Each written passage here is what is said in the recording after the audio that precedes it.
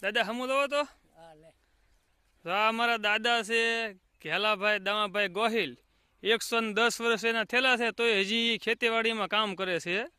રીંગણી બનાવેલી છે, પછી મૂળા નાખેલા છે, બીટ નાખેલા છે અને ફુલેવર કરેલો છે. 110 વર્ષના મારા દાદા છે.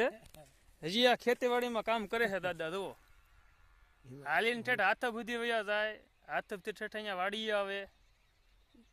ઘેલાભાઈ દામાભાઈ ગોહિલ અમારા દાદા છે. જુઓ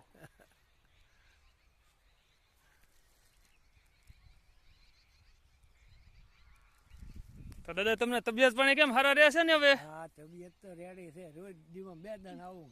હા. અને આમાં હાલવા સાલવામાં કઈ તકલીફ એવું કઈ નથી ને? નહીં, કાંઈ નહીં. ના સારું લ્યો તો વાંધો નહીં.